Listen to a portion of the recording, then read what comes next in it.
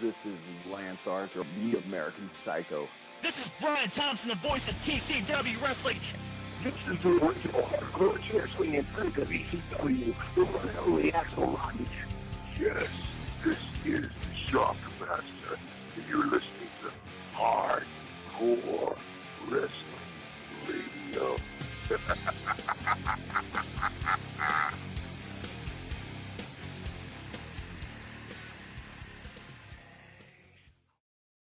Evening, ladies and gentlemen, wrestling fans all across the world. This is Will, aka the MVP of the Bay Area. Welcome to another edition of Hardcore Wrestling Radio. Before we start the show, the people here at HWR would like to give our prayers and condolences to Johnny Mae Young. WWE has confirmed her death at the age of 90. And everybody here will give us 5 seconds of silence. She was a great wrestler. She knew how to talk to the divas and apparently knew what Mark Henry liked.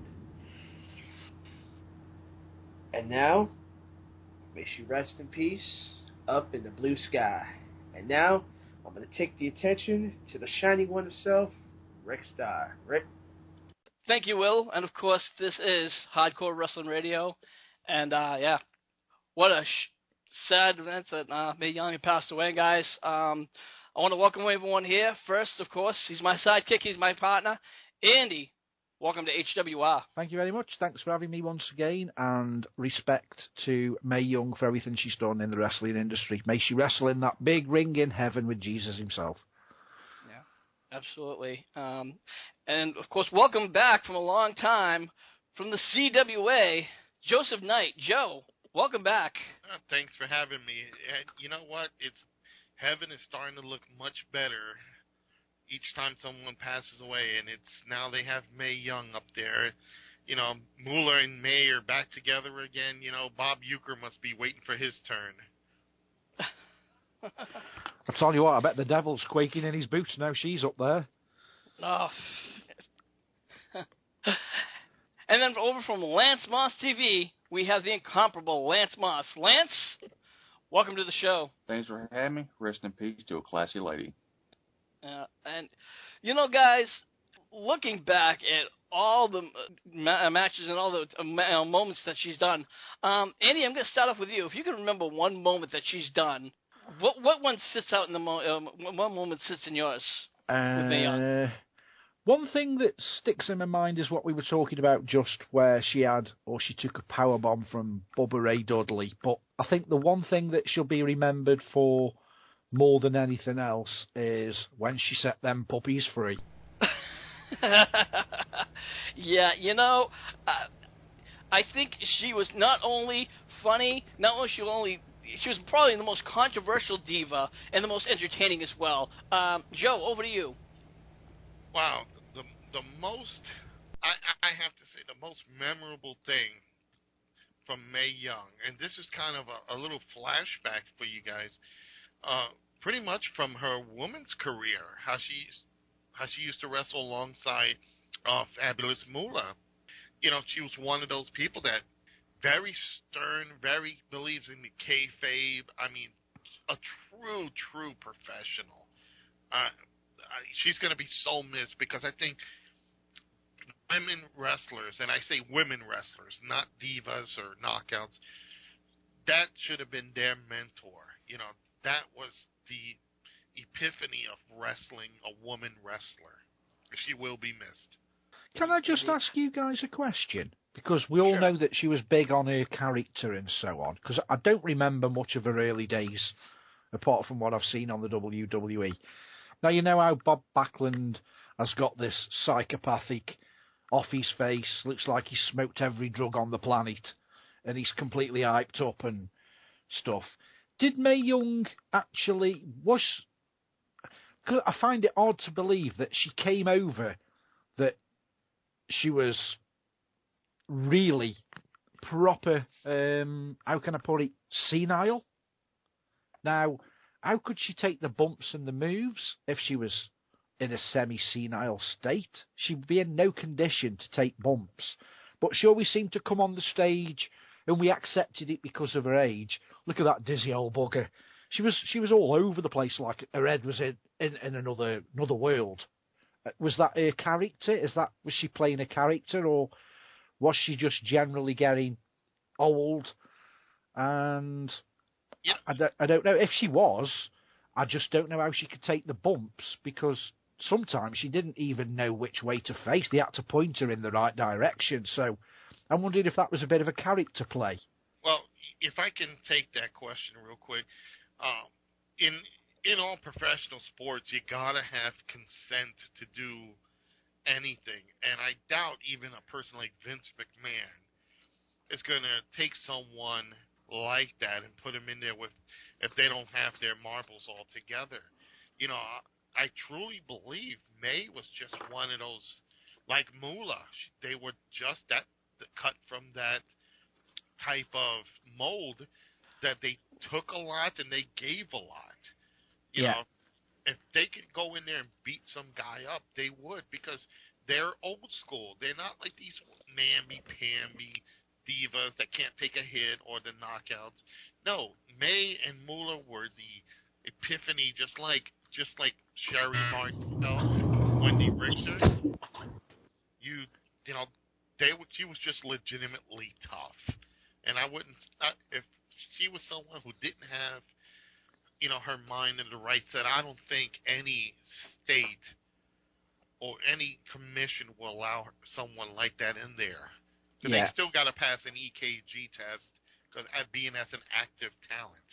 Would you agree, Rick? Yeah, I really believe that, her health, definitely had to come first. I don't think that WWE would put her in any kind of risk.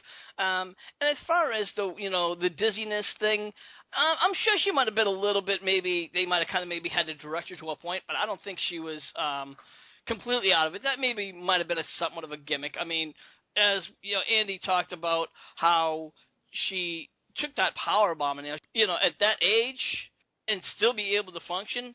I mean, we've all seen wrestlers who were probably only in their 60s, so she's got 30 years, and it's a big number, 30. She's got 30 years on some of the wrestlers, and yet some of the 50-year-olds have got in the ring like they should be on a Zimmer frame. So she was a sprightly old bird for her age. Will, what was one of your greatest moments? Well, to be honest, I don't know much about Mae Young other than a couple of them. I remember watching a 2002 episode of Raw, and she came back to TV with her longtime friend, the Fabulous Moolah, and I remember they did a book about her, and if I remember correctly, it's called The Fabulous Moolah, First Goddess of the Squared Circle, I believe it was. And then 2008, Pat Patterson inducted Mae Young into the Hall of Fame in that class. And, oh God, I can't believe I'm going to say this, but the time that she kicked the Great Khali in the shin and gave him a kiss, and Khali's face was priceless. Ah, man. I mean, she, beyond a shadow of a doubt, pioneered everything much in WWE. I mean, like I said, I don't know much about her other than the few times I watched her on TV. But, she and Fabulous Moolah were best friends. And sorry, I don't have much to say, gentlemen, but that's the only things I can remember about her. And Lance, over to you. Well, I got to be incomparable with this right now. Hand. Oh, fuck. I typed it in the chat room. I knew somebody'd say it. Yeah, when she gave birth to the hand. But you know what? I'm going to be honest with you. There is another moment that I do remember. And it was The Rock's. If you guys remember The Rock's birthday, it was on WrestleMania, I think, on the dawn of WrestleMania 28. And it was where Dolph Ziggler and Vicky Guerrero was still dating, and they were trying to have her as, a gift to The Rock. And I just remember that, and I just remember still that's still sticking in my mind, guys. So. And don't forget, there's one more person, the one that's really hurting the most from this passing, Mark Henry. Sexual chocolate himself, who went after Mae Young, or was it the other way around? Good question on that one. That's. I tell you what. Do you know what surprises me about that? The amount of marks that were on the internet at the time that actually thought they were dating. It was. I always. Sorry, a little bit of technical error here, guys. Anyway, I never, the fact that you said the marks would believe that is just foolishness. I mean, that's like... That's like believing Michael Cole's a good commentator. Or that Dixie Carter's actually a genius. There you go, exactly. Wait a minute, Joseph. Don't give Dixie that type of leverage, and then her IQ will go up. Or, no, wait, her ego might go up. I must say, it was Dixie Carter having a bit of an argument with AJ Styles. Now, I don't know how far back this was, but it was rerun on the UK TV, and I just caught the last 10 or 15 minutes, and she was talking to Sting in her office, and all I can say is she got, I don't know if you guys can visualise it or remember, she had a skin-tight pink top on. Oh, my God. Uh-oh. Andy was keeping an eye on that one. That's more your thing than mine, buddy. Yeah. But let's move along, and before we do that, let's bring in, welcome back, Jaque Schitt. Welcome to the show for the third week in a row. Jack, welcome. Thank you. I'm having some technical difficulties over here, but I think I've got it ironed out. Jaque Schitt is still becoming, learning a lot about wrestling as Learn the ropes. Thing about learn the ropes, yes. So, you know what? We got a couple of questions she's got to ask. So, Jack, why don't we start things off? All right. What is... You okay? What is a gorilla? Other than, I can just only imagine that there's some guy walking around in a gorilla suit handing out bananas. I don't know. Do you want me to pick this up? The gorilla area is... Technically, it's called the gorilla position. Yeah, there used to be a wrestler many, many moons ago, way older than me, who was called Gorilla Monsoon. Go ahead. And it's where he used to sit, and it's just before you go out into the arena. It's behind the curtain, so when a wrestler's getting ready to go out and make his entrance, they always say, like, he's standing in the gorilla position. I think I'm right in saying that, aren't I, Joe? Definitely. He's basically the wrestling equivalent of a traffic cop. He makes sure that the queue is right there, sends the wrestler out. Gorilla Monsoon, he's another one, may he rest in peace. He made that term famous because he was always in that position.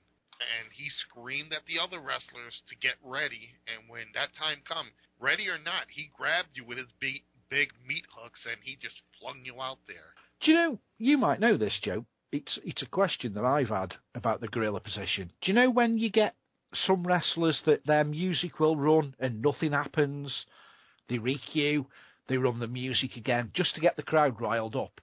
Did he hold them back and say, no, don't go yet, let's get some heat? Do you think he would have said, like, hold it a second, don't go yet? Well, yeah, and even we do that. You build up the momentum, because sometimes they send you out there as soon as the music hits. It's like, when you hear, the cult of personality, as soon as some few little bars start up, CM Punk is already out there. Yeah. John Cena, the same thing. As soon as you hear the doom, and you hear that little, whatever, the tongue twister, he's racing out there. Gorilla Monsoon, believe it or not, was really good with that, and I throw this in. There's one particular person he did it for, and that was for the Ultimate Warrior. Warrior used to run out beforehand, and Gorilla used to stop him. There was actually a story. I think you can probably read it up in his book, or Bobby Heenan's book, where he will watch Gorilla Monsoon hold, like, Ultimate Warrior's hair and say, no, not yet. And when that could be Warriors ball to this day. Yep, and send them out there. And Gorilla was perfect for that, and even for any other type of promoters that are smart, they will wait for the cue to go up, the music to really pump the fans, and then send them out. All right, I believe you have another question you wanted to ask. Okay, what is it when someone is taking a bump? Because I don't want to tell you what I think it is. Well, it's not like taking a hump. Use the restroom. Damn you, Andy. Oh, that's a dump. Not taking a dump. Yeah, I thought someone might have been dyslexic in writing the question down, but no. Shit, I knew I misspelled that. I'll let someone Hey. take it over. Let someone No take it coaching over. for the audience. Well, basically, it means like getting slammed on the mat or hitting the mat, basically. At Joe, am I right on that one? Yep, definitely. Taking a bump is not only in the ring, but outside the ring. The term also goes for being run into the ropes, like hitting the corners, hitting the ring post on the outside. There are many things for taking a bump. In other words, you're taking a hit. And the final question. Okay, once again, what does getting a push mean? Because, I once again, I don't want to let you know what I think it means.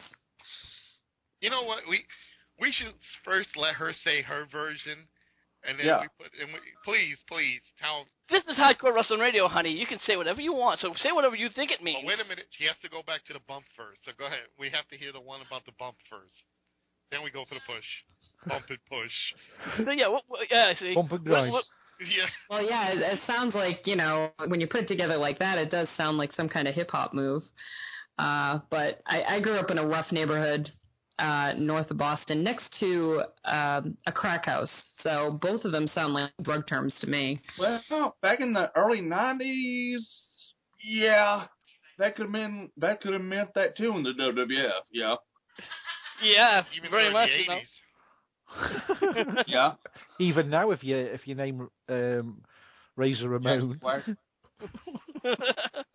Hey, yo. Hey, even on the WWE, if you get the 3 strikes. Yeah. Unless you name Randy Orton. But in all seriousness, guys, so, who wants to explain what the getting the push does mean? You know what, Will? You here with us? All right. And you guys can correct me if you guys want. I think a push means that you're gonna get better with your character or getting more for what you're worth in a company. I don't know.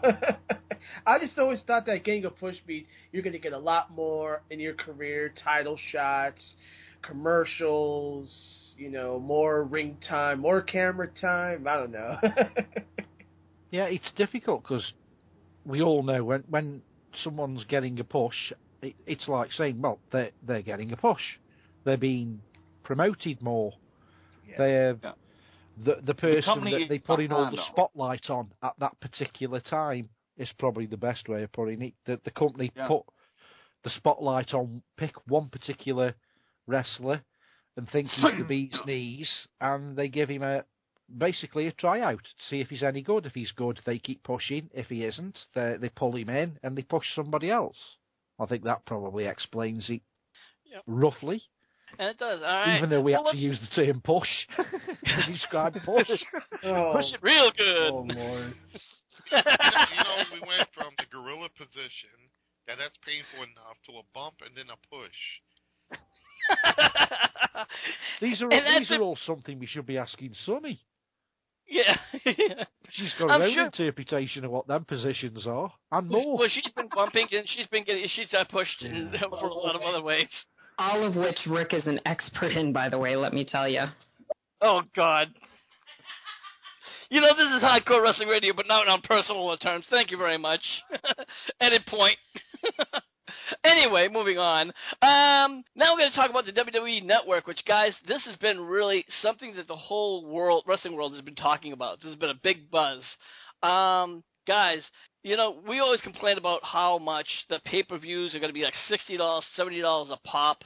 And now, all of a sudden, the WWE decides to come out and say, you know what? For $60 for 6 months, not only do you get all the pay-per-views, but you're going to get all these little side shows. You're going to get NXT, Superstars, and all this other stuff. Andy, what do you think about this? It sounds too good to be true, and we all know the WWE like to do stuff that's too good to be true. It's like anything else. Yeah, it's going to start off at $9.99, and once they've got that hook in you, in the next 12, 18 months, the price is just going to skyrocket, and you're going to be no better off.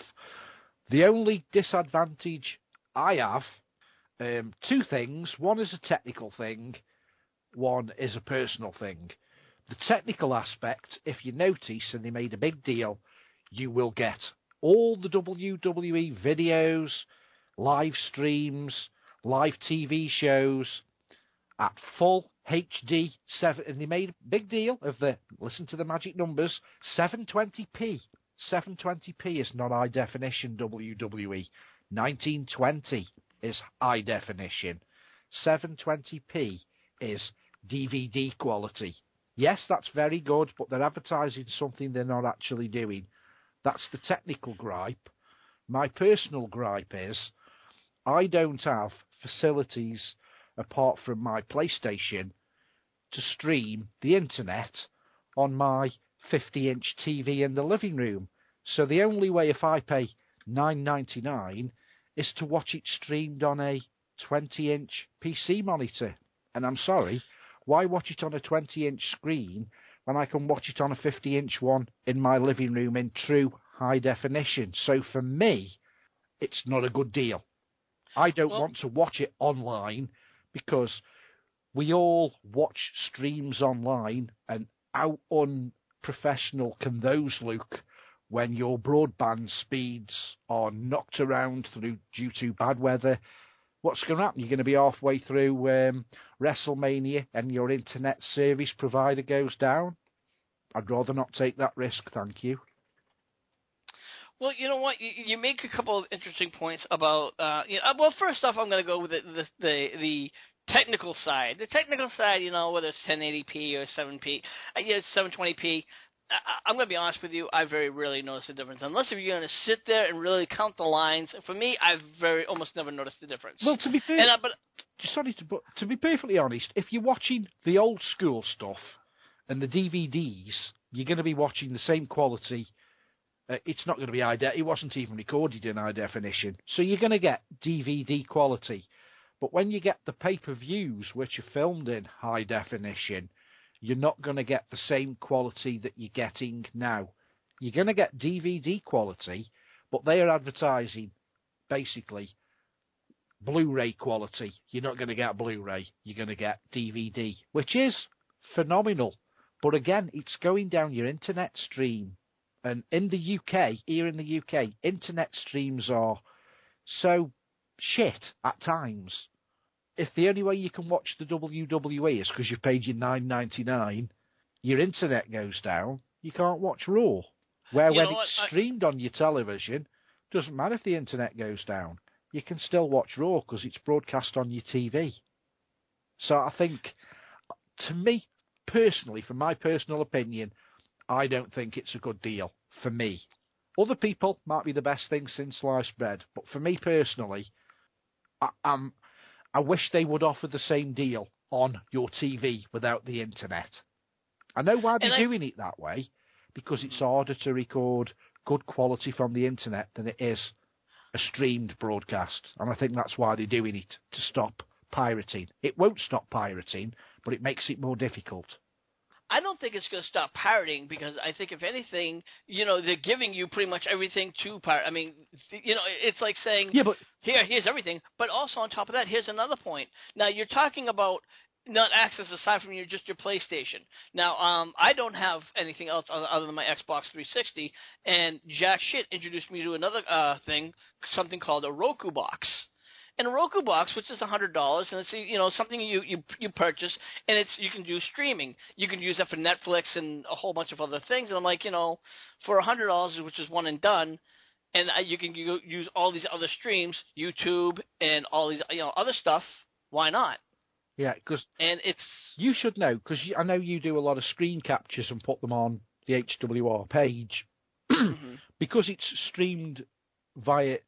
You're using a capture card from the internet. The moment you capture it from your TV and put it on the page, you can see that the quality's deteriorated. If you're recording it from a stream, when you get your recording back, it's going to be no better than watching an old VHS tape. That's where I think they've got you by the short and curlies. If you do pirate it, it's certainly not going to be DVD quality. Yeah. Not even close. It's going to look really grainy and bad. Yeah. I mean, I do notice that one of the cons is that with this network, WWE is going to be cutting down, on YouTube. What's going on YouTube? They're going to be a lot more, a lot more firmer with what they see online. I mean, before they used to have like Raw online, Raw on YouTube, and they would just let it go. I guess now they're just going to start, once this thing comes into full effect within the next couple of months, they got to cut right down. You know what, Lance? What's your thoughts about this? One big concern I have about the whole streaming thing. Now, I don't know how many people out there actually watch their pre-shows on the pay-per-views on WWE.com, but they lag like hell.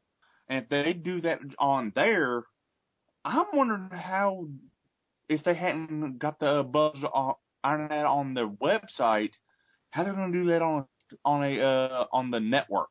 Yeah, I agree, because the more people, it's like a web page, the more people that get on, probably for the first year when people are just tempting to go on or not, they're just dipping that toe in the water, it'll probably be the most fantastic thing ever. But the more and more people come on, the more and more bandwidth they're taking off the WWE. They're either going to have to grow the system, or it's just going to crash. I mean, look what happened.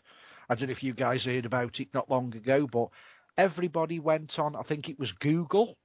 They were protesting about Google, and Google crashed because there was that many people on the website. It just crashed, and it went offline. How do we know the WWE's not going to happen? If they say there's a billion viewers worldwide, let's say 500 million viewers all click on to watch WrestleMania, and the site goes down.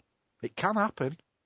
And that's a very valid point. And I'm sure that throughout this, opening of the first few months, there's going to be some issues. There's going to be some problems. Will, would you not agree that there's going to be some initial problems with the network? Oh, of course. There's going to be the initial part of how many people are going to either complain about it or, what's going to be broadcasted. But, I mean, time will only tell. And like I stated 2 weeks ago, good thing going forward, but it's not going to be built to perfection. Of course, there's going to be that needle in the haystack, and is it going to be a financial issue? I mean, not assessing the fact about their little $9.90 month with a 6-month commitment thing, which I still in shock. But just to end it on my side, there'll be some type of issue. We won't know what it is in its entirety till we find out. But, I mean, time will tell, but we'll hear something. It's been a way down the road till it happens. Now, Joe, believe it or not, Eric Bischoff said that could be a win-win possibilities for everybody. People like TNA, which I'm sure you're going to have a comment on that, and people like even MMA sports and boxing is going to win, because obviously with WWE taking off all of their pay-per-views off of Comcast and the cable companies, they're going to cable companies going to be a lot more friendly to other areas. What do you think about that? Oh, I agree. It's with the WWE pulling off their main media channels. That means it's going to be a whole bunch of competition out there to look for something new to replace it with. Because here's the thing. Vince is basically doing, this is probably going to touch some of your viewers that probably play online gaming. Vince is doing the online gaming routine, which is you paying a subscription fee, you're getting all this stuff, and, he's just going to reap it in until it becomes a point where it might be like the XFL, where it might fizzle out, and then he can go back and people will buy, regardless of anything. The different networks will welcome him back. In fact, they'll fight more and offer more money for him to come in. So what he's doing is he's playing the game. He's going to keep everything off. He's going to pull everything, put it on his own little network. And he's not the first. There's other people that do the same thing. But what's going to happen is hopefully people like Ring of Honor, people like TNA, and other independent companies will take advantage of WWE's departure from this media and try to get their own stuff on there. There's ESPN, there's, multiple of networks they can now tackle because there's going to be a lack of wrestling. But here's the thing, we are talking about this, and here's a question for the whole panel. Is wrestling as popular as it used to be that networks will want to find a replacement? There isn't really the NWA, there isn't a WCCW, there isn't an AWA. You're talking about TNA, who's basically, all the King's horses and all the King's men couldn't put Dixie's Palace together again. Ring of Honor really is fizzling out. So is wrestling really that big? The thought I've just had, Joe, and I don't know if you guys agree, and then I'll throw it round to Will, is at the moment Vince is on in the UK Sky Sports or Sky Box Office with his TV pay-per-views. Now the production value of that must take a nice big cut out of his profit. Will he drop the TV pay-per-views and just stream them live on the internet, which then he's lost all the production costs from Sky because he's using his own production crew and it's just been streamed on the internet? Basically, he will be forcing people to buy his product and not buy it from Sky, because in the UK, I know you guys have to pay $60 to watch it on Sky. I bet Vince does not get all the $60. He's probably only getting $25. The rest of it will go to the pay-per-view company. So is he eventually going to drop the television pay-per-views? Because we all know Vince is in it for the money. And offering, was it £360 or $360 worth of pay-per-views for $9.99 a month? That guy's not going to throw money away. So I think there's going to be some kind of, I don't know, I think he's going to pull out of being on TV full stop to save production costs. You know what? I disagree with you, Andy, on one thing. He's going to keep one, I bet you he is going to keep one of his shows on free TV for the one purpose, free advertising for his network. And keep his name out there. Exactly. Probably. Like, okay, you're going to get WWE Superstars or WWE Main Event. Meanwhile, during the show, you can subscribe and see the real good stuff like Raw and SmackDown over here if you put your money down. Yeah. So Vince, he had to have thought long and hard on this for him to come and make this decision. He's saving on production cost. Let's face it, the average video, laptops and computers nowadays with webcams can do a hell of a good production. Peter Jackson, who did the Lord of the Rings, proved that with digital equipment, he could do a better movie than anybody can who has done movies. So you already know CGI, digital cameras, digital productions are taking over. So why wouldn't Vince not take advantage of it? And I think that's what he's doing. He's cutting cost. He's saving money by doing his own production. And it's probably going to even help him in his movies because people have to stream everything. So it's a win-win for him. Do you know another... Sorry. Go ahead.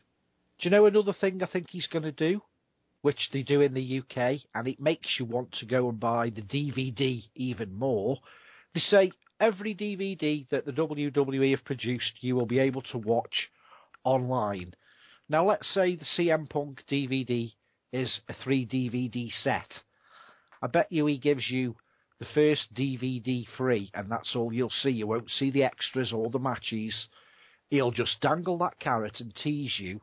And then at the end, if you want to buy this production, you can buy it from blah, blah, blah, and it's $29.99. Because when you see, say like the CM Punk DVD on the WWE TV in the UK, it's a 3-disc set. They only show you the first disc. They don't show you the other 2, ever. Well, Rick, wouldn't you agree that Vince is doing his own version of Netflix? That's exactly what it is. Yeah. And it's an excellent idea. And What else could be on there? They're even talking about the return of Tough Enough. Do you think that we'll start selling out, like you mentioned, MMA, UFC, and all the other people? Do you think he'll start selling for the want of a better term, airtime to those other people and leave us short? We'll be expecting to go and watch WWE stuff. I don't think so. And suddenly UFC's on there and Super Bowl and if anything, all the other stuff. If anything, I think what might happen is that MMA might say, you know what, screw it. If WWE can do it, why can't UFC do it? UFC just has the biggest following as the WWE, and I don't think that the WWE is going to get rid of Raw or SmackDown off of USA. I think they're going to keep it for at least for the next couple of years. Yeah. And what they're also talking about with the WWE Network is that you can actually watch the post shows on Raw, on the network. Because after Raw goes off the air, we all know that Raw goes for at least another half hour to 45 minutes for those people who actually buy tickets. Yeah. You actually will now be able to sit there and watch what happens after Raw goes off the air. I really think this could, not to mention you get to see the shows like NXT, Superstars, a lot of these other side shows that's coming on, the WWE Legends House, Countdown. The only thing is, though, if we're going to be able to watch every single DVD that's ever been produced from the three brands ECW, WCW, WWE/F, and they're uncut, how are they going to keep the PG-13? It's not PG-13. I think that's just the idea. The network is not PG-13. I think when you watch TV, on television it's PG-13. The network is totally different. Another thing, too, is prior to each footage being shown, they're going to have a disclaimer that says, made for mature audiences, or made, Exactly. It's just not to be seen by children. One of the things that I'm going to take you guys back in time, from the early 1980s, we're talking about 1982 to maybe 86. If you lived in New York, in the Northeast, on the old UHF channels. For all you people out there who never heard of UHF, it was a whole different set of channels before cable came out. TVs had two dials, VHF and UHF. Well, there was a network, an actual wrestling network, which each day used to have footage from different wrestling promotions. Monday was WCCW, the World Class with the Von Erichs. Tuesday was the NWA with Ric Flair and Nikita, and so on and so on. And I think Vince probably, of course, he's going to remember that because his product was on there too. And I think that's what you're seeing, mixed with the Netflix idea, mixed with the Hulu idea. This is why he's doing it. And he owns everything. So it's not like he's going to have a lack of any form of footage. You could probably, and hell, you could sit down for what? What would you say, Lance? For months, looking through all the YouTube footage of every old classic wrestling that they've ever done? Well, I don't want to say years. Yeah, I bet if you watch the very first video to the end, it probably 3 or 4 years worth of continuous viewing, probably, maybe more. Yeah. And I think with the documentaries, I think like you said, I believe you said earlier, Andy, they're just going to do the documentary part. I don't think they're going to do all the bonus stuff because, for all sense of want of a better term, they're going to have all that bonus footage, in other forms. Yeah. So I don't think it's going to be a part of the actual documentary itself. So, and let's be realistic. I mean, most of the time, people usually enjoy is the actual documentary itself.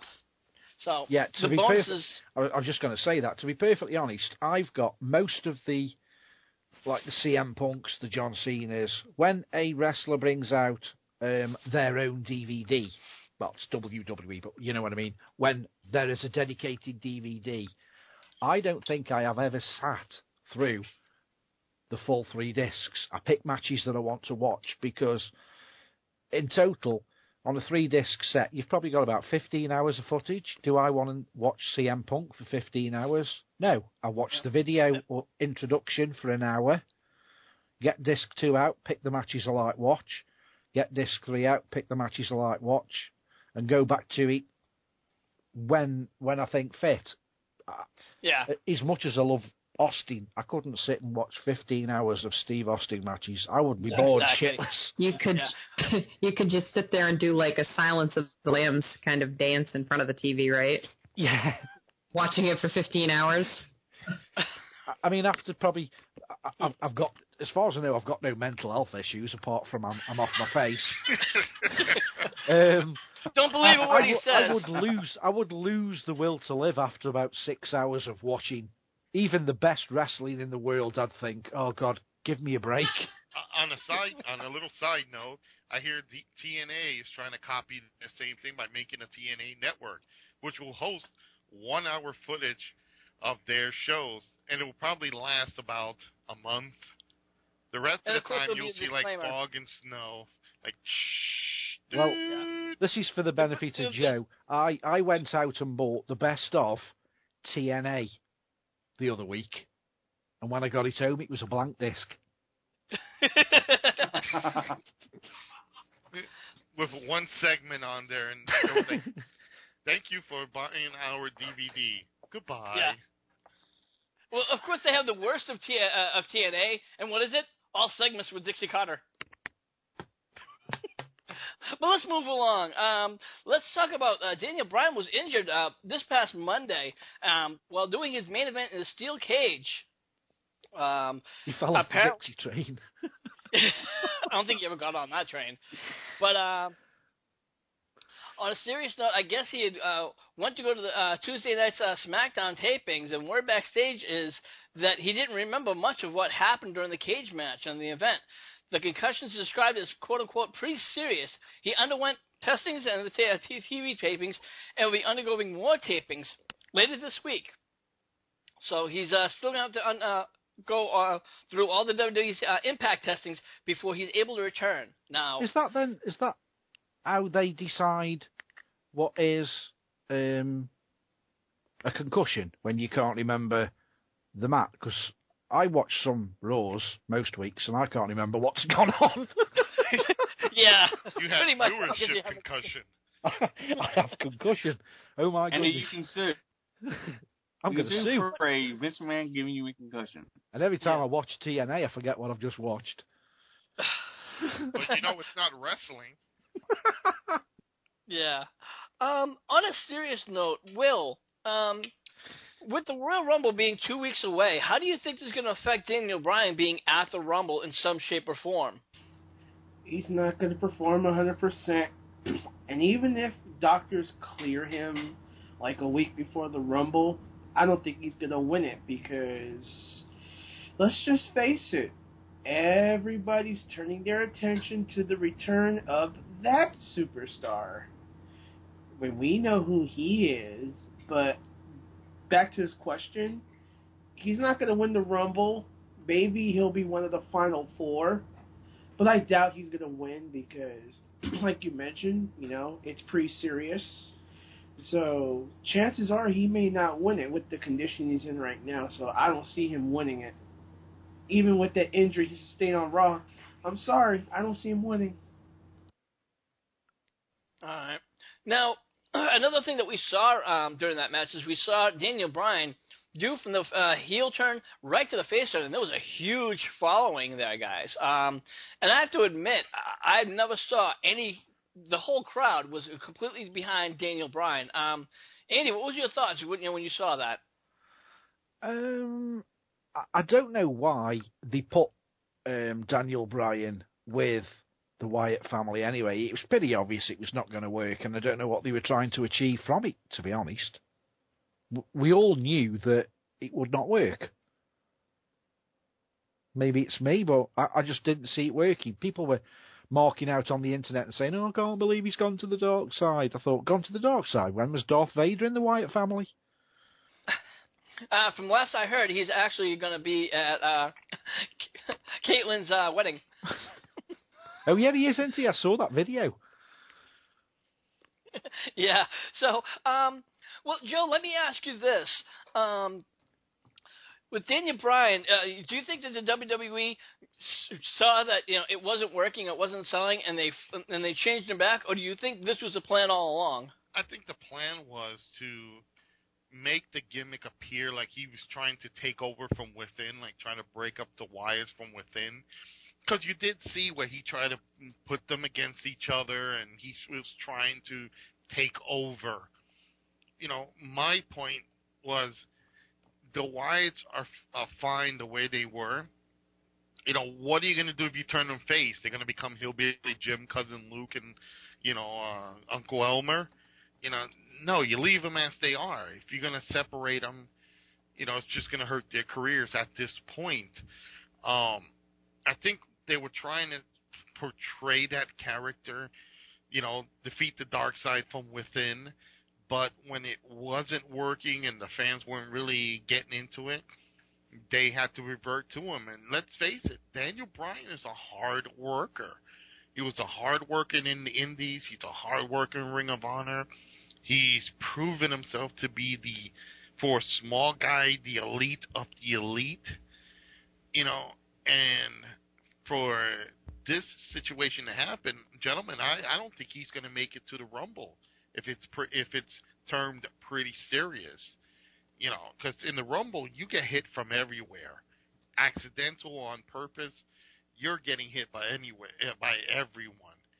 If you have a concussion, and I've one time been in a battle royal type scenario, and even in the most planned out version of a battle royal, you're still getting hit in the head, in the arms, in the back, even if it's accidental. So, hopefully his condition isn't that great.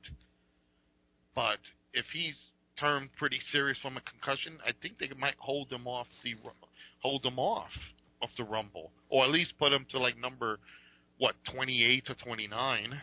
Okay, but right now, I mean, Lance, let me pitch this question over to you. They first they make him a heel. I mean, they make him a face. He's doing great. Then all of a sudden they flip him, make him a heel, which I feel knocked him down a few pegs. Then he comes back as looks like he comes back as this baby face again, and it gives him this big push again. But now he's got this concussion, and so bad when he might be out of the Rumble. How do you think this might affect him? If it's serious, there's a 90% chance he is. I know from what I've heard, concussions disorient you. If you're disoriented in a battle royal, that's bad for everybody. I have my doubts if he's even going to be ready. Like, if they keep him off TV, next time we see him might be Ciampa. Yeah, that's my thoughts. I mean, if it's like I said, if this thing is serious, they can't rush 2 weeks.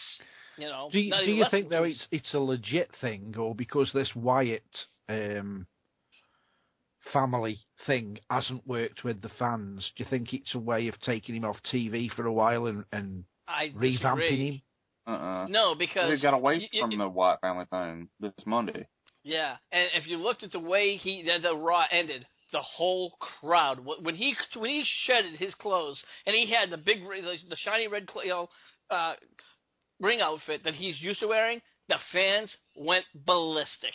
When he climbed the cage and started doing the yes, yes, yes chant, there was not one person not doing it. So why take him off this? Why deliberately take him off? Because the reason why I say take him off is because now they've basically shat on the Wyatts. The Wyatts have now got nothing to do at all. They might as well get rid of them now. Well, also the other thing is, when you are, in this case, let's look at it like baseball. When your shortstop is stealing the show from your high caliber pitcher or your high caliber, hitter, if your main guy who's supposed to be who is your main guy is getting less attention than the shortstop's getting more attention than your main pitcher, then you yank out the shortstop because you don't want that glory and that cheers and everything to be reflected on a minor player. You wanted it put on your main player because that's how you're going to sell your tickets. Yep. But here's the question. Yeah, I couldn't agree more. Sorry, I couldn't agree more, because the thing that worries me is that we all know how good Vince is at not giving you what we want. And at the moment, everybody wants Daniel Bryan to be the top dog. Everybody wants him to outshine John Cena. And Vince has thought, fuck that, it ain't going to happen. It will happen when I want it to happen. That's Vince all over. Ahead, I mean, probably 3 years ago, we were probably having a similar sort of discussion about Randy Orton. Randy Orton was going to be the next big thing to John Cena. I'm sorry, but Randy Orton is third to John Cena now, because Daniel Bryan's second, possibly CM Punk. Yeah. Back then, yeah, I have to agree. But, I mean, look at... I just don't understand why, because it's just... Look at how well he wrestles. Look at how well the fans are behind him. And you know, I mean, I'm sorry, the Wyatts... I mean, at least Bray Wyatt, what has he really done compared to Daniel Bryan? Again, Rick, you're looking at it from... As a fan base. You got to look at it. If you're invested so much money on two superstars, like let's say I have a pay-per-view and I have Will taking on Lance. Those are the guys I'm trying to push. Those are my money makers. And here comes Andy, who's stealing the hearts of the fans. He's getting the most pops. He's getting, every little thing. The fans are all Andy. They have the Andy shirts. They have the Andy merchandise. They're not buying the Lance pants. They're not buying the Will shirts. It comes down to it that, well, whoa, here's my main guys here. I can't have this guy who's just basically standing around taking all this stuff. Well, let's see how well we do with him if we put him in this group. If it still doesn't diminish him, then you find a way to take him out. Let him cool for a little bit so the focus is back on your two guys. So we find a way to get rid of Andy. Now the focus is back on Lance and Will. And that's what you're seeing with WWE. That's the problem with Daniel Bryan. He is too good for the WWE. Will, right. Lance, what do you think? I put you guys in that category. Off with his head. Echo what Lance said. Echo. Yeah, right. It comes down to, like we've said before, that Vince likes to make stars, and unfortunately the fans have made him a star. And Vince doesn't like that. Well, while we're talking about who Vince wants to make a star, let's talk about, the Royal Rumble, since we're on that. And let's talk about some early picks, guys. You know what, Will? I'm going to start over with you. If you could really if you could pitch as to who's probably going to win the Royal Rumble, the way things are going, who do you foresee a Royal Rumble winner? Not John Cena. I'm going to have to say Batista. Because like I just stated earlier, with Daniel Bryan's condition, I just don't see it. So I got Batista returning and winning. All right. All right, Lance, your picks. Well, this is what I want to happen. I want somebody that nobody absolutely and out of the blue winner. Like somebody to be elevated like how it used to be. Goldberg. Before it was like everybody was winning. It was like multiples were like it was always Cena, always freaking Randy Orton, always the same ones that won it. But when it was, oh my God, he's made it now. All right, Joe. Over to you. Your pick. My pick, basically, well, we all know it's not going to be Khali. The only person that can win the Royal Rumble at this point, and you're looking at the active roster, okay, is CM Punk. And look at everybody else. Now, you look at Batista, you look at Brock Lesnar, you look at, all the legends that are coming back. They're there just to add flavor to the Rumble. They're no way going to win. They'll probably be in the last batch of guys. Maybe one of them will be the final four. But you're not going to see Batista and these other guys be in there. And Lance, what I totally agree with what you just said. Vince will never do it. So let's look at the current roster, the current top tier of people. Okay, Cena and Orton already fighting, so they're out of the Rumble. You look at everybody else. You don't want to give it to Del Rio, okay, because he's been losing, he's been jobbing. The only one that makes sense out of this whole cockamamie little promotion is CM Punk. So that's Daniel Bryan. No, not going to happen. So it'll have to be CM Punk. All right, Andy. I agree with Joe, but I don't know why. I've just got an horrible feeling it's going to come down to two people, Del Rio and Batista. I think they're going to be the two people that are left. And everybody on the night, all the marks, will think, oh my God, Batista's going to win. I don't think Batista's going to win. He's just there as a filler, and which will mean that Del Rio will win. He doesn't deserve to win, but that's the only, apart from CM Punk, that is the only other person I can see going forward, because they're making him out, or he's making himself out to be the next big thing in his own head, and I think they'll try and give him that push. I think they will try and make him that next big thing. And I think it'll be just down to him and Batista at the end, and the fans will think Batista will win, and he won't. Well, I just don't see Batista winning at all, which will leave then CM Punk in limbo. But trust me, they'll find a match for CM Punk at WrestleMania. You know what, and I do, Andy, I agree with you 100%, because I already know that CM Punk is already pretty much in line for a match. It hasn't been booked, hasn't been announced, but CM Punk is going to be facing Triple H at WrestleMania. Yeah, I don't think it's... That's all set up. That's the way the storyline's going. So I don't see him winning the Royal Rumble at all. I don't see CM Punk winning the Royal Rumble for the simple reason that means he will be having a title match. And I don't think he's bothered whether he has a title match or not. Just being in the Royal Rumble for CM Punk is good enough. So I think he'll accept a mid-card match. Yep. And he's still in Royal Rumble, which makes me think that Del Rio will be left with Batista. And they'll try and throw it that probably 90% of the fans in the audience will think Batista's going to win, and Del Rio's going to fool them all. He'll win. I got it, and I have to chime in here, Rick. I don't see Del Rio, out of anybody, getting that mega push for WrestleMania, considering since it is now one major title. When you guys were just talking about it, the one person that came into my head was Brock Lesnar. Now, here's this thing, though.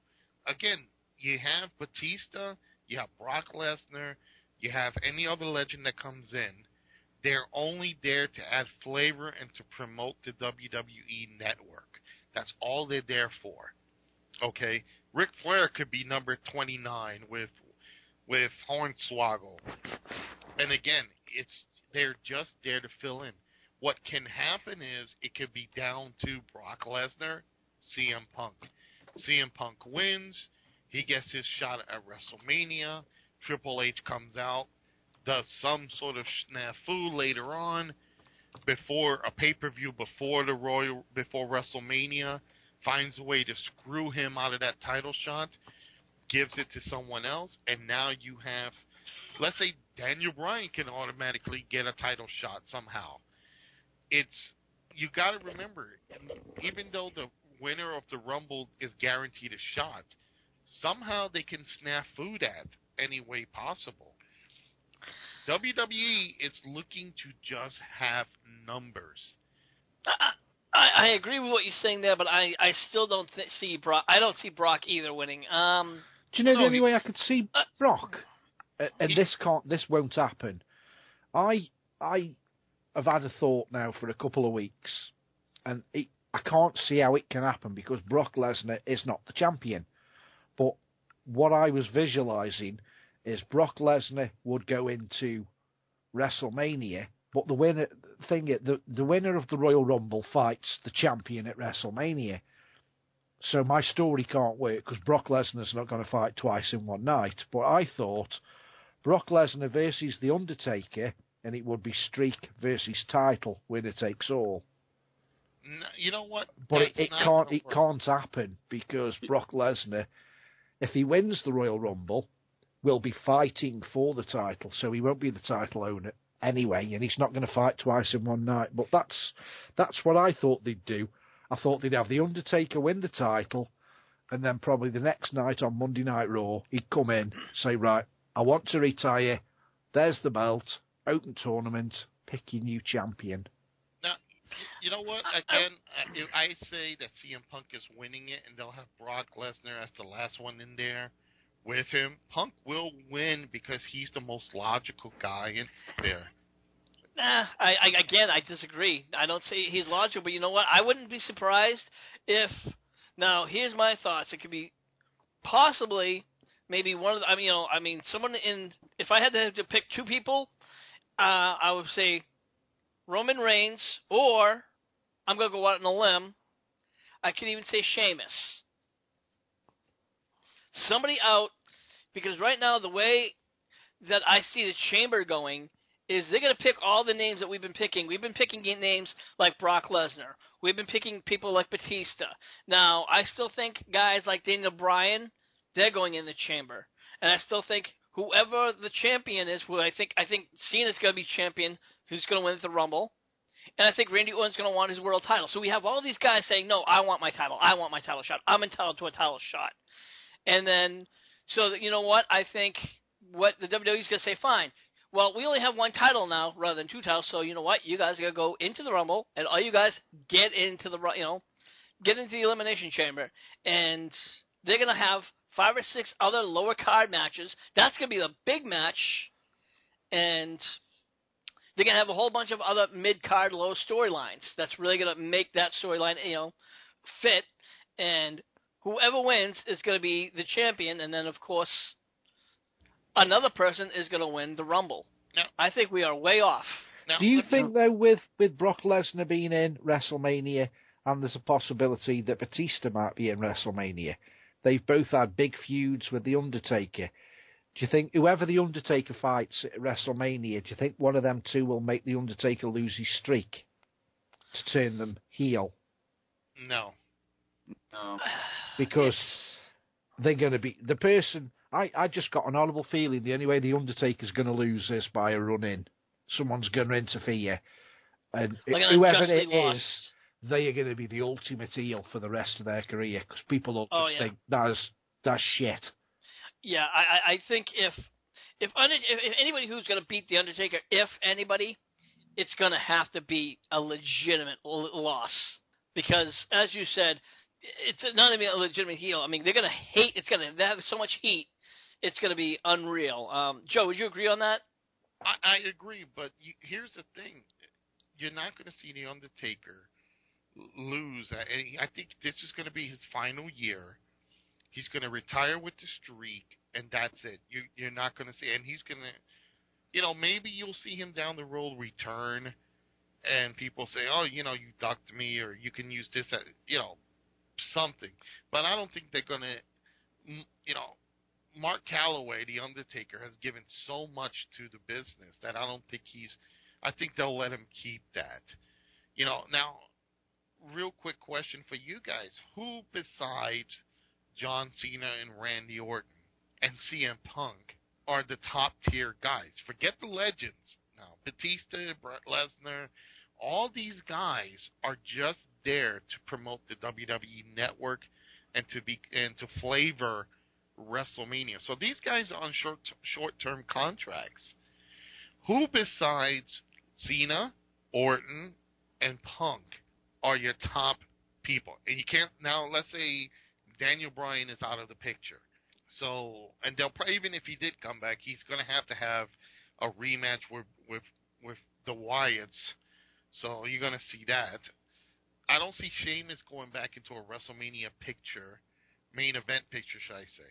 So who besides, those three individuals are the top tier attraction that can make money? Because Lance, you already have Batista, Orton, and Cena. Who else is a top tier guy that could be thrown in to win? Top tier, that's hard right there. I mean, WWE sees as top tier, not a damn one of them.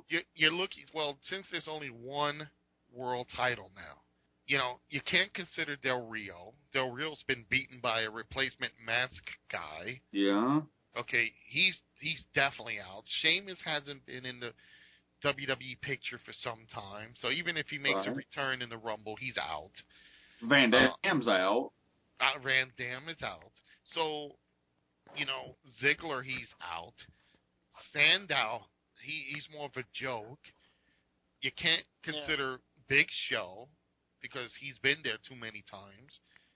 The Biggie Shield are Webster, still together, so you can't count them. You can't count Biggie Webster. You can't count Mark Henry. So who are There's probably nobody. So if Cena and Orton are in the match. No. There's one person you're missing. Go ahead, Will. There's somebody there you guys are not really looking at. That's one other person. All right. Go ahead. And his name is not Fandango either. When Roman Reigns breaks off from the Shield, I see him doing big things. That's what I was saying. He was one of my alternate picks. We're saying at the moment. Yeah, I don't see him being an headline star. Yeah, for quite some time. Too soon for him. You know what, Andy? How about Wade Barrett? No. Oh. I agree that Roman Reigns deserves to be up there, but at the moment he's getting there. But if he's got to climb 10 rungs, he's only 2 rungs up. That's my opinion. He's got a long way to go yet and prove himself. I mean, you know what, though? It was only a couple of months ago that you guys were saying Dean Ambrose is going to be the next big thing. I'm sorry, out of the 3 guys now, Dean Ambrose is the one who's got the least amount of talent. But you know what, though? Maybe sometimes they just need to say, you know what, it's a Rumble. Sometimes that's where they shine. Yeah, it's where, like they say, WrestleMania, where stars are born, and the Royal Rumble is the build-up to that. So I can go there, but I don't see anybody, if you take the main guys out of the equation, I don't see anybody else that I would like to think in 5 years' time, he's going to be the top guy. I don't see anybody. I really don't. That's why I said I don't see the WWE going forward in 10 years' time, because looking forward in 10 years' time, when those 4 people that we've just named won't be wrestling anymore, probably, who the hell have they got to push?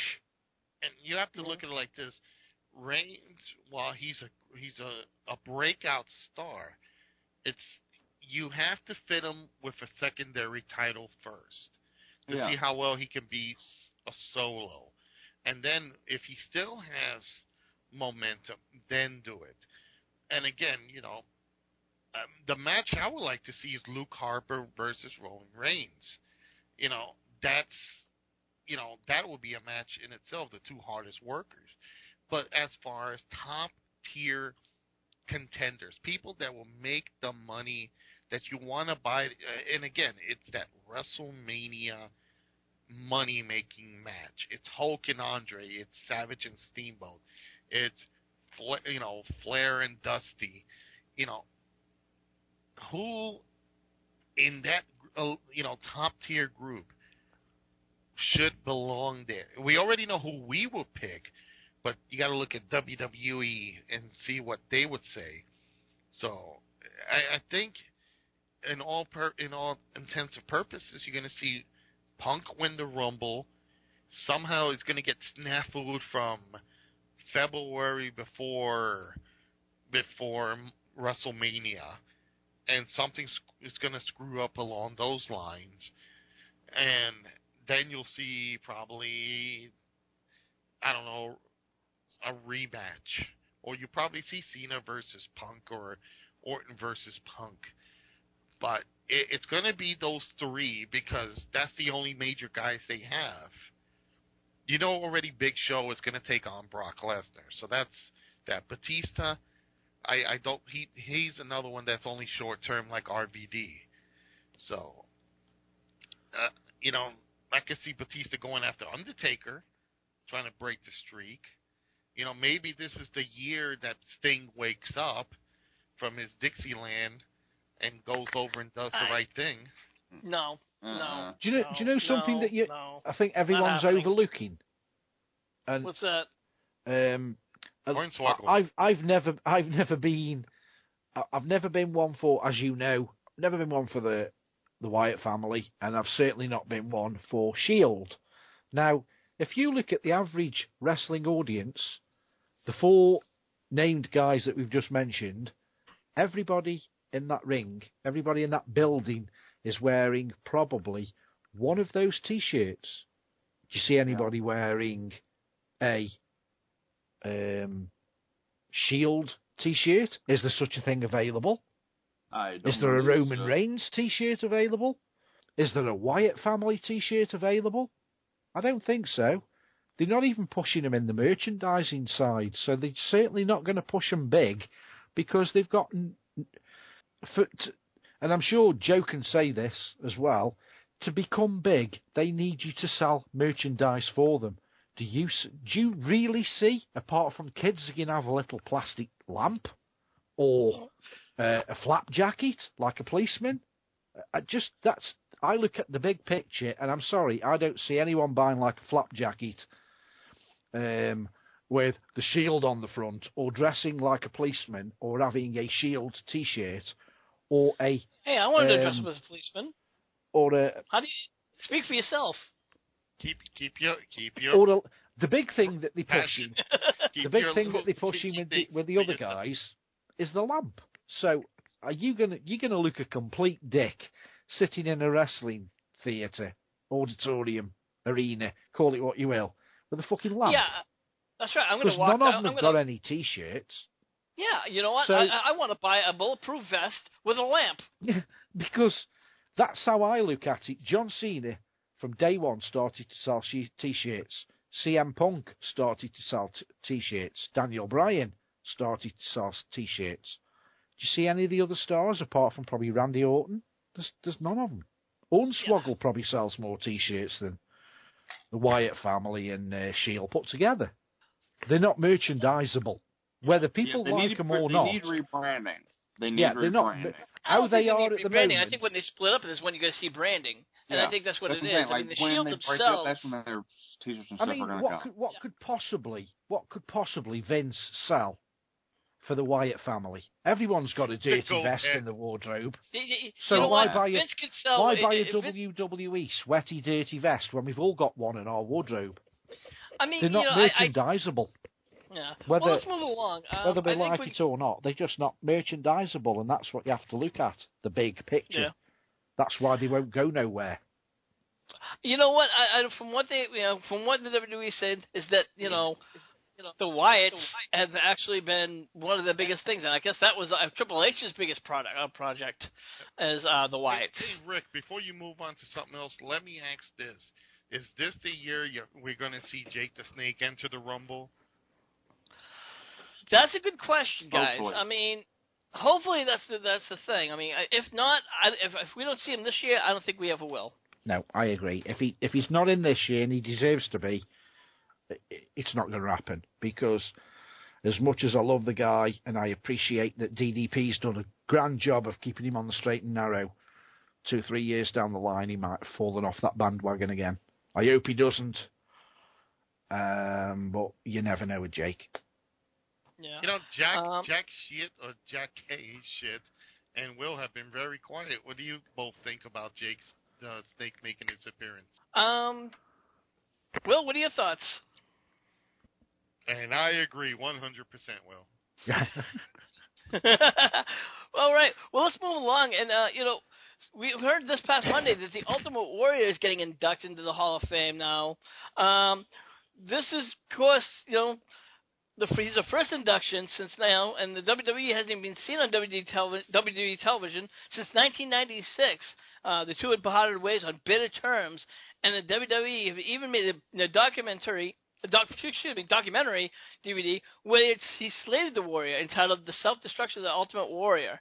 The Honky Tonk Man tweeted recently regarding the Ultimate Warrior's induction, saying, "Warrior Hall of Fame, good for him, a stand-up, no-nonsense guy, very deserving for his honor." Andy, what are your thoughts? I fully agree. I know one of our friends, Billy, will be jumping up and down and saying, no, but to be perfectly honest, late 80s, early 90s, he's as recognisable as Hulk Hogan. I agree, absolutely. When you look at old wrestling, you see Ultimate Warrior. I'm sorry, whether he was in the business to make money and not interested in wrestling, it's neither here nor there. If you've watched the Sting videos and you're so-called your Sting fan, Sting and the Warrior were a tag team, ex-bodybuilders, put together just to make money. So you're fans of Sting, but you'll disrespect Ultimate Warrior and call him a douchebag because he didn't like wrestling. Well, I'm sorry to burst your bubble, neither did Sting. All right. Will, your thoughts about the Ultimate Warrior getting inducted? Oh, I'm sorry. I thought you were talking about the other topic. Okay. Well, when I think about the Ultimate Warrior, I go back to WrestleMania 6. When he asked Vince, he wanted more money. To him, it was all about the money. But we already talked about that. But going forward now, should he be inducted? I mean, he's done a lot. I don't see why not.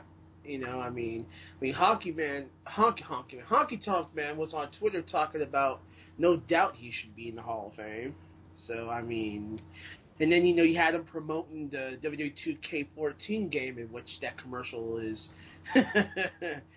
But, for all he's done in the company, I say just give it to him. Why not give it to someone that's well-deserving as the Warrior? Just put him in. Joe, your thoughts? Here's a guy who's, has really taken everything. He's been an Intercontinental Champion. He's been a World Champion. He's feuded with a lot of guys and then teamed with them. He deserves his Hall of Fame spot. I'm just surprised that, when his music comes and he's, is he going to walk normal like everybody else? Or is he going to charge the ring and go, the demons, and thank you, and then turn around and clothesline everybody and says, the God is above, and the, and the shrimp in the diners and everything, the Warrior has been, the most interesting character, and I mean out of wrestling. In wrestling, he's been, again, the most, next to the Macho Man, next to Hulk Hogan, he deserves to be in there. So, who do you think he'll be inducted by? Wow, you know what? That's a good. It will have to be. It'll have to be Hulk Hogan. Yeah, it's got to be Hogan. That's why Hogan will be back in WrestleMania again. Oh my God. Yeah, the only person that can induct him really is Hogan. I know they've had a lot of feuds, but well, it's either him or the Honky Tonk Man. But then you got to put Honky in there too.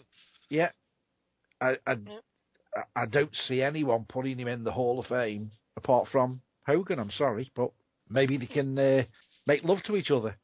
Well, you know what? there is one person that can put him in the Hall of Fame. And Virgil.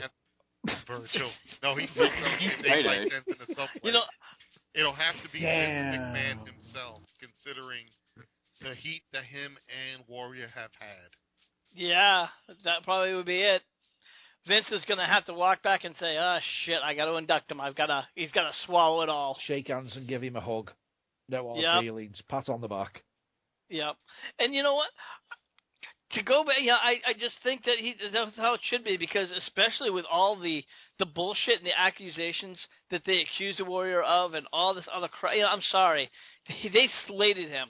And I think the Warrior kind of really got a raw deal for a long time. And, it is what it is. To be honest, when you think about it, the Warrior hasn't been in wrestling since 1996.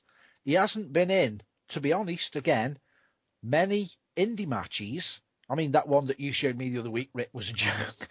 But yeah, it was. He's not been in any indie matches, so he's been very careful with his money, which he's been a damn sight careful than most of these other big people. He's looked after his money well, and he's still been on top. When he's been on YouTube videos, people know straight away who the guy is. That to me, screams Hall of Famer when people know who he is. Finally, Will, over to you. What's your thoughts? And I'm still thinking about the Warrior. What was the question?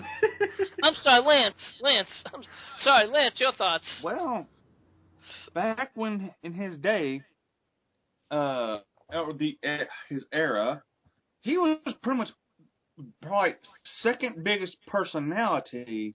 So, yes, put him in. Yeah, I fully agree with you guys. Absolutely.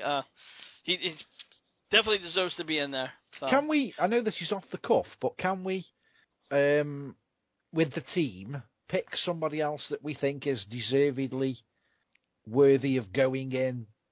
Absolutely. Who would you pick? I would personally pick how he is at the moment, Jake the Snake.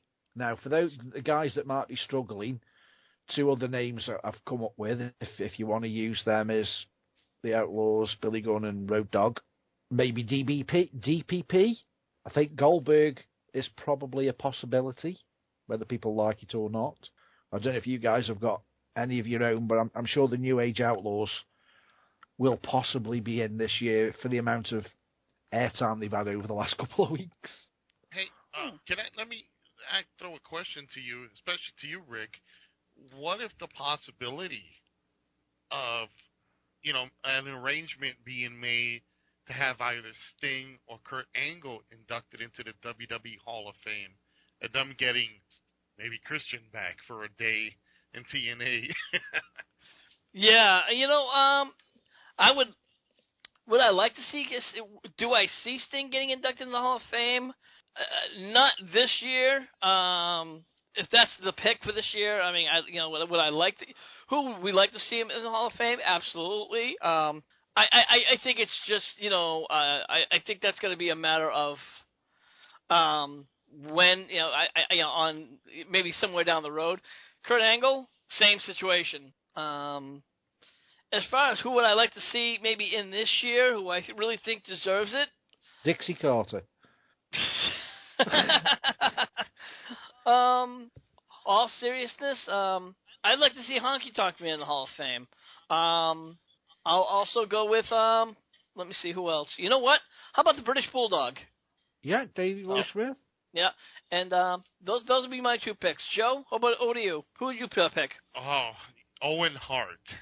Definitely Owen Hart, Randy Savage, and Elizabeth, of course. I think I'm a person, Scott Hall. You know what? I have another person I think would be a great induction. Luna Vachon. Mm-hmm. What about, I don't see this myself as much as I'd like it to happen, Dynamite Kid? I think just the fact that he, for the title that he won, yes, do I think he'll get it? Probably not, realistically. Lance, your picks. Well, one, I love to see DDP, and two, just as I love to drive the WWE censors batshit crazy, New Jack. Will, your picks. Are we still on the Warrior thing again? Who would you like to see win? Will, wake up, Will. Will. Who would you like to be inducted in the Hall of Fame if you could pick anybody? Okay. Sorry. And don't say Virgil. I don't think he's even going to be considered not even a front man, if I could think. He'll be selling the tickets on the door. He'll be the type of guy be all like, we got third row, Vaseline combox level. Oh, no, seriously? I can't really think of nobody at the moment, but let's have Sting come to WWE. Make the right choice, Sting. Make the correct one. If Angle's doing it, why not you? How about Chris Benoit? Yes. Chris Benoit should be in, and this might be a bit early, but one person who I pick is going to go in the Hall of Fame, I think sooner than later. It would be Chris Jericho. Oh, absolutely. Absolutely. Ooh, good one. Yeah. Because I think he's coming to the end of his career now because he's doing his Fozzy and he's fitting wrestling in. And I think it would be a fitting time because he is away half of the year. So I think they could put him in and not leave it too long before we forget who the guy is. Because I think that's the problem. A lot of these people who they put in the Hall of Fame now, you think, my God, what did he do again? Let's go and look on YouTube. I think also Paul Bearer would be in. Also, Undertaker's obviously when he retires. Those would be great inductions. Do you think they'll put Paul Bearer, The Undertaker, and Kane in at the same time? I do. I don't know why. I've just got an honourable feeling they'll put all three in together. I don't. Maybe the same ceremony, but same time for the same induction. Kane and take. I don't know. Because I can imagine, I can visualise Kane and The Undertaker wheeling a coffin in. Paul Bearer couldn't be here tonight, but we bought him anyway. Sorry about that, folks. Then all of a sudden you hear in the coffin. Oh, yes. Yep. You hear that? Oh, yes.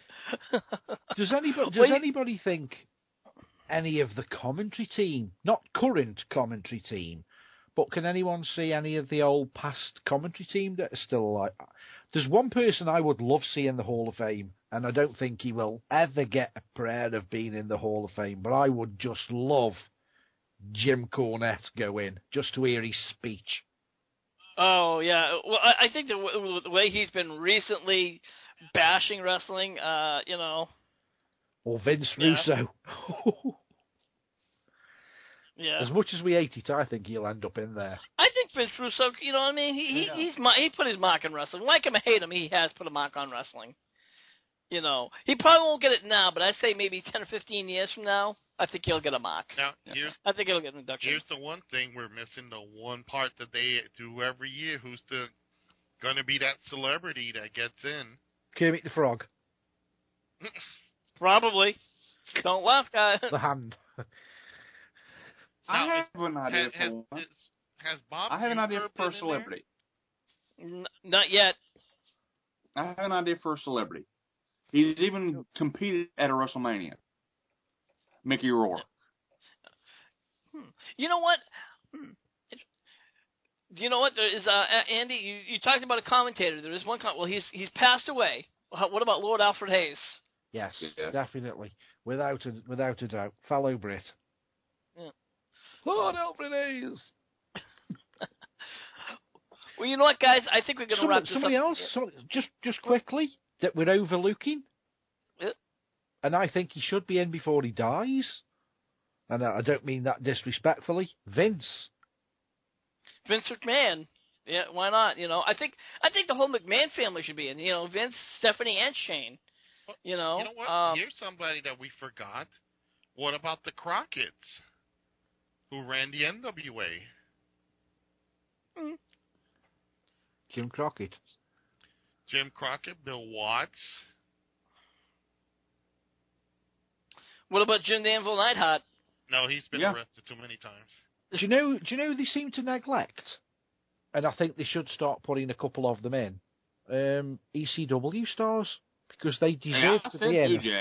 Yeah, he's a New Jack. They deserve to be in a Hall of Fame because, like them all, love them. ECW was as good, if not better, at the time as the Attitude Era. It was created the Attitude Era. Yeah, it was a recognised brand that was doing extremely well.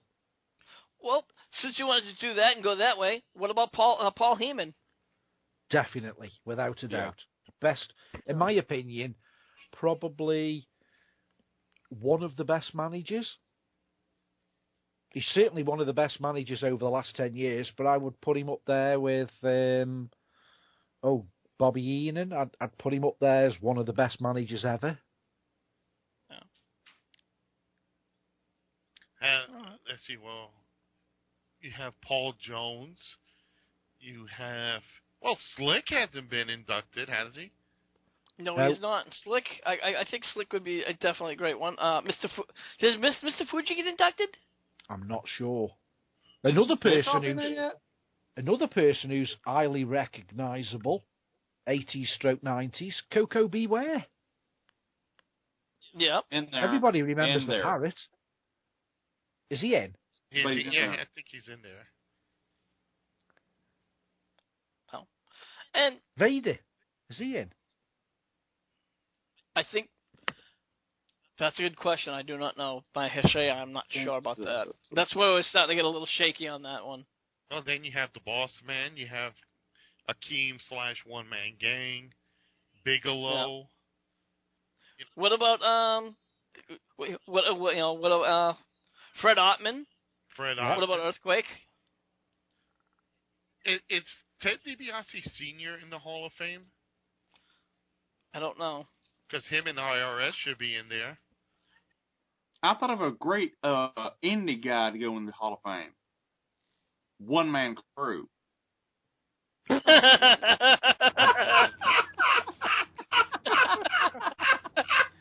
Yeah. Right. What's that guy called? E.T. Austin, is he name or something? Him that wears the E.T. mask. No. Yeah. No. Stone you know Cold what you E.T. need? You know who needs to go in there for his best performance in Bleeding?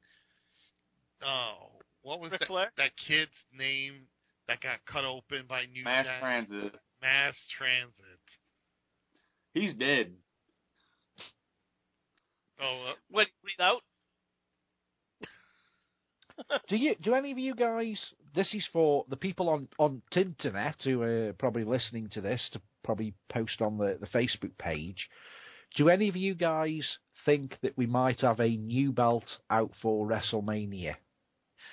That's what I think. I think it's going to happen by I hope so. That new one is ugly. Yeah. I think that's what they're doing, because if you notice, Randy Orton's carrying around both titles, and I think it's after Elimination Chamber, if not WrestleMania. Bring back the Winged Eagle belt. Hell Bring yes. Bring back the spinner! Oh. I'm sorry, I was marking out for the... Shut your mouth. being as it's now classed as the world title, I can't remember what the belt was called, but they used to have a belt with a globe on with all flags around the outside. If it's a world title, it should have a world on it. Holmes' old 1990, what was it, 1987 championship. Maybe they could have a spinner world belt with a little arrow on, and they spin it round and they say, next week we will be fighting a Japanese wrestler. You have to put that voice in there. This is Japan. Hong Kong Fooey.